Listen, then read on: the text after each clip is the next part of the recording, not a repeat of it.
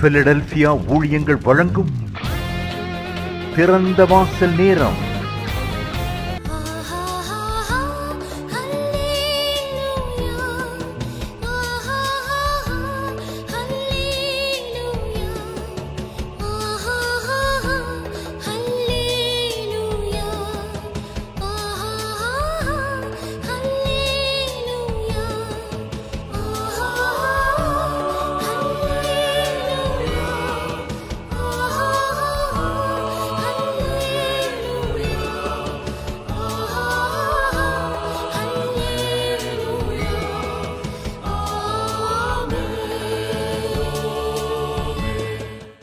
ஆண்டவரும் இரட்சகருமாகிய இயேசு கிறிஸ்துவின் நாமத்தினாலே தேவ பிள்ளைகள் உங்கள் ஒவ்வொருத்தரையும் பிலதெல்பியா ஊழியங்களின் சார்பாக உங்களை நாங்கள் வாழ்த்துகிறோம். இந்த நிகழ்ச்சிக்கு அன்போடு உங்களை நாங்கள் வரவேற்கிறோம். இந்த நாளிலும் கர்த்தருடைய செய்தியை நாம் பார்க்க போகிறோம்.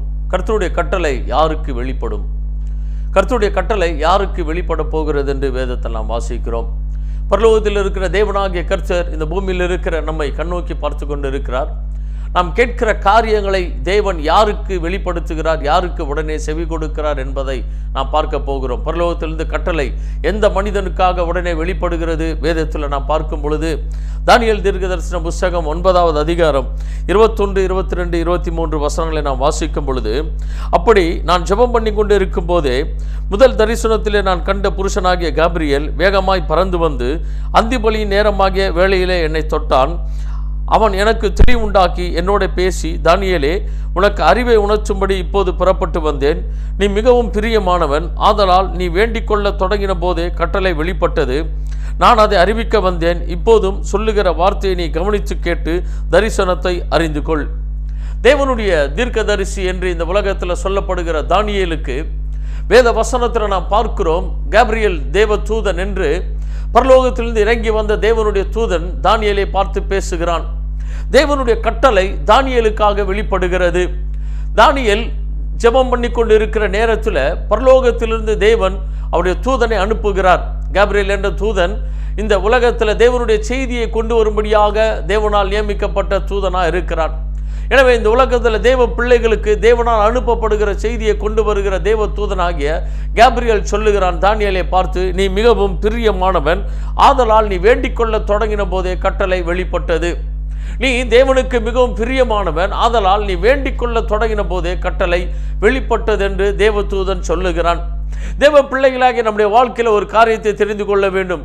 நாம் ஜெபிக்கும் பொழுது தேவன் உடனடியாக நமக்கு கட்டளை கொடுக்க வேண்டும் என்றால் நம்முடைய வாழ்க்கை இந்த உலகத்தில் எப்படி இருக்க வேண்டும்?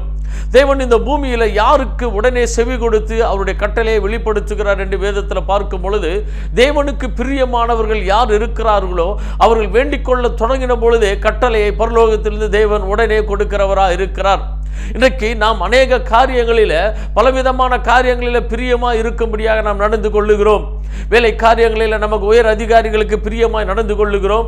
ஊழியத்தில் நமக்கு மூத்தவர்களுக்கு பிரியமாய் நடந்து கொள்ள நாம் முயற்சி எடுக்கிறோம். கணவன், மனைவி, பிள்ளைகள் என்று ஒருவருக்கொருவர் பிரியமாய் இருக்க நாம் பலவிதமான முயற்சிகளை எடுக்கிறோம். அதற்காக நாம் தியாகங்களை பண்ணுகிறோம் அவர்களுடைய அன்பை சம்பாதிக்கும்படியாக. ஆனால் இவை எல்லாவற்றிற்கும் மேலாக நாம் புரிந்து கொள்ள வேண்டும், நம்மை உண்டாக்கின தேவனுக்கு நாம் பிரியமாக வாழ வேண்டும். நம்மை உண்டாக்கின தேவனை நாம் பிரியப்படுத்தும் பொழுது பரலோகத்திலிருந்து உடனடியாக நமக்காக கட்டளையை தேவன் வெளிப்படுத்துகிற தேவனாக இருக்கிறார். ஆண்டவராக இயேசு கிறிஸ்து இந்த பூமிக்கு மனிதனாக வந்த பொழுது பரலோகத்தில் இருக்கிற பிதாவாகிய தேவன் பரலோகத்திலிருந்து அவருடைய சத்தத்தை சீஷர்கள் கேட்டார்கள். இயேசு கிறிஸ்துவை பார்த்து பிதாவாகிய தேவன் சொன்னார், நீர் என்னுடைய நேசகுமாரன், உண்மையில் நான் பிரியமா இருக்கிறேன் என்று பிதாவாகிய தேவன் பரலோகத்திலிருந்து ஆண்டவராக இயேசு கிறிஸ்துவை குறித்து சொன்ன சாட்சியை அப்போஸ்தலர்கள் உலகத்தில் பல இடங்களில் அவர்கள் சொன்னார்கள். நாங்கள் அந்த சத்தத்தை கேட்டோம், தேவனுடைய சத்தத்தை நாங்கள் கேட்டோம். ஆண்டவராக இயேசு கிறிஸ்துவை குறித்து பிதாவாகிய தேவன் சொன்னார், நீ எனக்கு மிகவும் பிரியமானவன் என்று சொல்லுகிறார். நீர் எனக்கு மிகவும் பிரியமானவன். தானியேலை பார்த்து தேவ தூதன் சொல்லுகிறான், நீ மிகவும் பிரியமானவன், நீ வேண்டிக் கொள்ள தொடங்கின போதே கட்டளை வெளிப்பட்டது. இந்த உலகத்தினுடைய காரியங்களில் காரியங்களிலிருந்து நாம் விலகி தேவனுடைய காரியங்களில் நாம் எந்த அளவுக்கு நாம் செயல்படுகிறோமோ, தேவனை நாம் எந்த அளவுக்கு பிரியப்படுத்த நினைக்கிறோமோ, அந்த அளவுக்கு தேவனுடைய கட்டளை நமக்காக இந்த பூமியில பிறக்கிறதா இருக்கிறது. நமக்காக எல்லாவற்றையும் செய்து முடிக்கிற தேவனாகிய கர்த்தர் தானியேல் அந்த பாபிலோன் தேசத்திற்கு அடிமையாக கொண்டு போகப்பட்ட மனிதர்களில் ஒருவனாக இருந்தான். தானியேல், அனனியா, மீசாவேல், அசரியா அந்த 4 பேரையும் அந்த பாபிலோன் தேசத்தில் தேவன் வல்லமையாக பயன்படுத்தினார். மிக பெரிய அளவில் அவர்களை உயர்த்தினார். காரணம் என்னவென்றால் இவர்கள் தேவனுக்கு பிரியமாக நடந்து கொண்டார்கள். தானியேலுக்கு கொடுக்கப்பட்ட அந்த மிகப்பெரிய உயர்வுக்கு காரணம் என்ன? கர்த்தர் உடனடியாக தானியேலுடைய ஜெபத்திற்கு உடனே கட்டளையை கொடுத்ததற்கு காரணம் என்னவென்றால் தானியேல் தேவனுக்கு பிரியமானவனாய் வாழ்ந்து கொண்டிருந்தான். இன்றைக்கு நம்முடைய வாழ்க்கையில் ஒரு காரியத்தை புரிந்து கொள்ள வேண்டும்.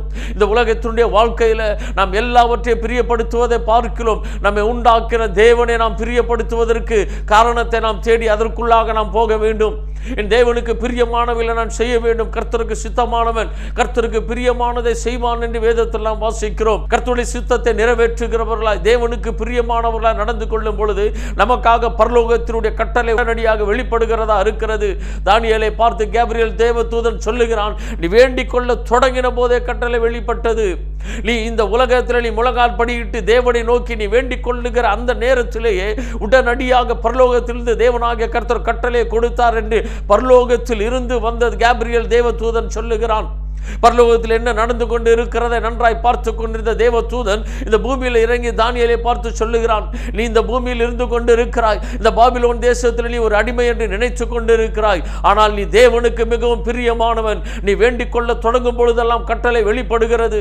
ஆண்டவருக்கு நீ மிகவும் பிரியமானவனாய் நடந்து கொண்டு இருக்கிறாய் என்று கேப்ரியல் தேவதூதன் சொல்லுகிறான். அன்பான தேவ பிள்ளைகளாகிய நம்முடைய வாழ்க்கையில் நாம் தேவனுக்கு பிரியமான ஒரு வாழ்க்கையை வாழ்வதற்கு நாம் எப்பொழுதும் ஆயத்தமுள்ளவர்களாக இருக்க வேண்டும். இந்த இடத்தில் போனாலும் எந்த இடத்தில் இருந்தாலும் சரி, அந்த இடத்துல தேவனுக்கு பிரியமானவைகளை செய்வதற்கு நாம் ஆயத்தம் உள்ளவர்களாக இருக்கும் பொழுது நம்முடைய வாழ்க்கையில் தேவனாகிய கர்த்தர் எவ்வளவு பெரிய காரியங்களை செய்வதற்கு அவர் ஆயத்தம் உள்ள தேவனாக இருக்கிறார். மோசே இந்த பூமியில் எங்கும் சாந்த குணம் உள்ளவன் என்று ஆண்டவராகிய தேவன் சொல்லுகிறார். அவ்வளவு பெரிய செங்கடலை பிளப்பதற்கு மோசே தேவனை நோக்கி பார்த்து கொண்டு இருக்கும் பொழுது கர்த்தர் மோசையை பார்த்து சொல்லுகிறார், நீ என்னை நோக்கி பார்க்க வேண்டிய அவசியம் என்ன? உன்னுடைய கையில் இருக்கிற கோலை நீ நீட்டு என்று சொல்லுகிறார். இந்த உலகத்தினுடைய இயற்கையை பிளப்பதற்கு, இந்த உலகத்தினுடைய இயற்கையை நியமிக்கிறதற்கு தேவன் மோசேக்கு அதிகாரத்தை கொடுத்திருந்தார். அவ்வளவு பெரிய செங்கடலை 2ஆக பிளக்கக்கூடிய ஒரு மிகப்பெரிய அதிகாரம் மோசேயினுடைய கையில் இருந்தது. காரணம் என்னவென்றால் மோசே தேவனுக்கு பிரியமான ஒரு மனிதனாக வாழ்ந்து கொண்டிருந்தார். மோசே தேவனுக்கு மிகவும் பிரியமானவன்.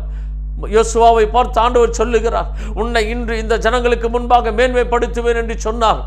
தேவனோடு பேசின யோசுவா சூரியனை பார்த்து அங்கேயே தரித்து நில் என்று சொன்னான். இயற்கைக்கு கட்டளை கொடுத்தான் யோசுவா. சூரியன் அதே இடத்துல நின்றது. காரணம், யோசுவா தேவனுக்கு மிகவும் பிரியமானவன். இந்த உலகத்தினுடைய இயற்கையவே கண்ட்ரோல் பண்ணின கட்டளை கொடுத்த தேவ மனிதர்கள் இந்த உலகத்தில் இருந்தார்கள். ஏனென்றால் அவர்கள் தேவனுக்கு பிரியமானவர்களாக வாழ்ந்தார்கள். இன்றைக்கு நம்முடைய வாழ்க்கையில் நடக்க வேண்டிய காரியங்கள், நாம் செல்ல வேண்டிய காரியங்கள் எல்லாவற்றிலும் கர்த்தர் நமக்கு கட்டளை கொடுக்க வேண்டும் என்றால் நாம் தேவனை பிரியப்படுத்துகிறவர்களாக இருக்க வேண்டும். மனிதர்களை பிரியப்படுத்தி உலகத்தினுடைய பொருட்களை, உலகத்தினுடைய காரியங்களுக்கு பிரியமாய் நாம் வாழாமல் நம்மை உண்டாக்கின தேவனை நாம் அதிகமாய் பிரியப்படுத்த வேண்டும். நமக்காக 2000 வருடங்களுக்கு முன்பாக இந்த உலகத்தில் இறங்கி வந்து நமக்காக இரத்தத்தை சிந்தி ஜீவனை கொடுத்து 3ஆம் நாள் உயிரோடு எழும்பின நம்முடைய ஆண்டவராகிய இயேசு கிறிஸ்து நம்முடைய பாவங்களுக்காக, சாபங்களுக்காக கல்வாரி சிலுவையில் ஜீவனை கொடுத்த நம்முடைய தேவனாகிய கர்த்தர், அவரை போல நம்மை நேசிக்கத்தக்கவர்கள் ஒருவரும் இல்லை, நம்மை உயர்த்தக்கூடியவர்கள் ஒருவரும் கிடையாது. அவரையே நாம் பிரியப்படுத்துகிறவர்களாக நாம் வாழும் பொழுது நமக்காக கட்டளை உடனே வெளிப்படுகிறதா இருக்கிறது. நமக்காக தேவனுடைய கட்டளை உடனே பிறப்பிக்கப்படுகிறதா இருக்கிறது. பரலோகத்திலிருந்து தேவ தூதர்கள் நம்மை தேடி வருகிறவர்களா இருக்கிறார்கள். பரலோகத்தின் செய்திகளை நமக்கு கொடுக்கிறவர்களா இருக்கிறார்கள். வலதுபுறம் சாயும் போதும் இடதுபுறம் சாயும் போதும் வழி இதுவே என்று சொல்லப்படுகிற வார்த்தையை நீ கேட்பாய் என்று வேத வசனம் சொல்லப்படுகிறது. இந்த உலகத்தில் நாம் வாழும் பொழுது நாம் போக வேண்டிய பாதை எது என்பது ஆண்டவருக்கு மாத்திரமே தெரியும். வேத வசனம் சொல்லப்படுகிறது, பிரயோஜனமானவர்களை உனக்கு போதித்து நீ நடக்க வேண்டிய வழியிலே உன்னை நடத்துகிற உன் தேவனாகிய கர்த்தர் நானே என்று ஆண்டவர் சொல்ல இருக்கிறார்.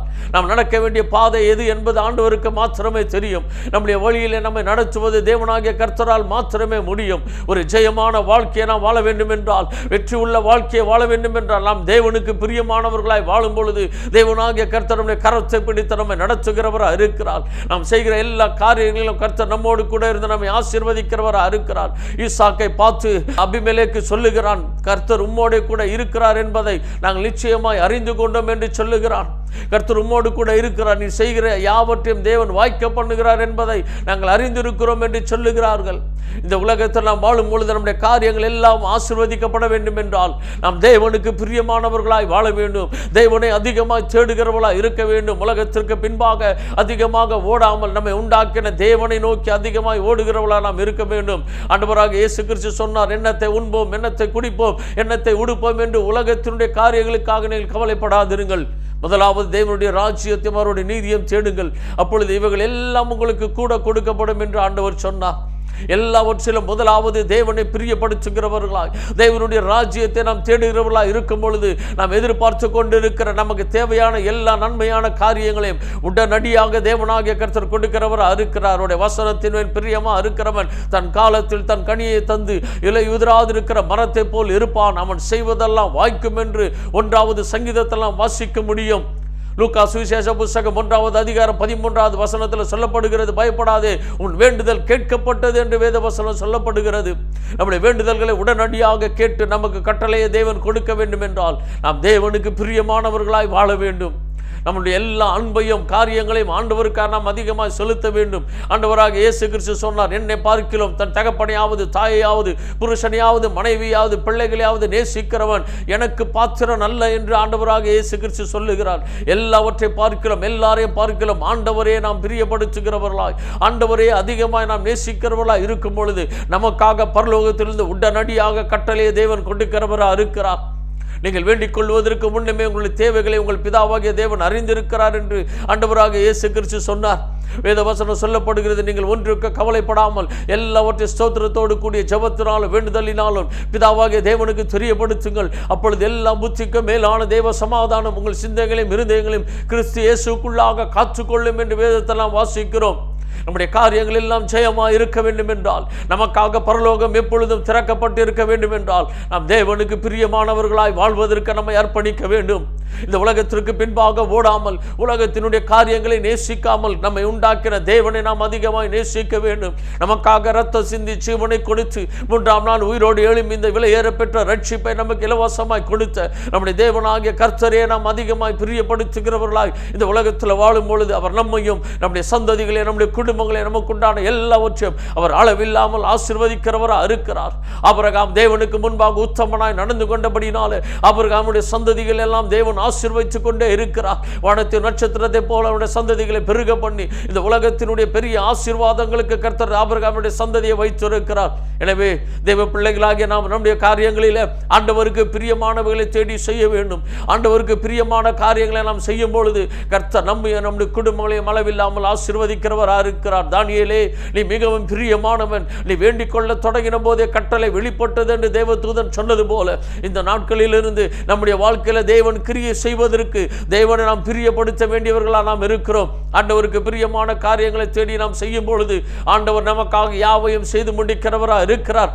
யார் நம்மை கைவிட்டாலும் நம்மை ஒருபோதும் நம்முடைய தேவனாகிய கர்த்தர் கைவிடுவதில்லை. சங்கீதக்காரன் சொல்லுகிறான், தகப்பனும் தாயும் என்னை கைவிட்டாலும் கர்த்தரோ என்னை சேர்த்து கொள்ளுவார். யார் என்னை கைவிட்டு போனாலும் என்னை உண்டாக்கிற என் தேவனாகிய கர்த்தர் என்னை ஒருபோதும் கைவிட மாட்டார். யோசுவாவை பார்த்து ஆண்டவர் சொன்னார், நான் மோசையோடு இருந்தது போல உன்னோடும் இருப்பேன், நான் உன்னை விட்டு விலகுவதும் இல்லை, உன்னை கைவிடுவதும் இல்லை என்று ஆண்டவர் சொன்னார். நம்மை கடைசி பரியந்தம் கரம் பிடித்து நடத்துகிறவர் நம்முடைய தேவனாகிய கர்த்தர் மாத்திரமே. எனவே அந்த தேவனாகிய கர்த்தரையே நாம் அதிகமாய் பிரியப்படுத்துகிறவர்களாக நாம் வாழும் பொழுது நம்முடைய வாழ்க்கையை தேவன் விசேஷமானவர்களாய் மாற்றுகிறார்.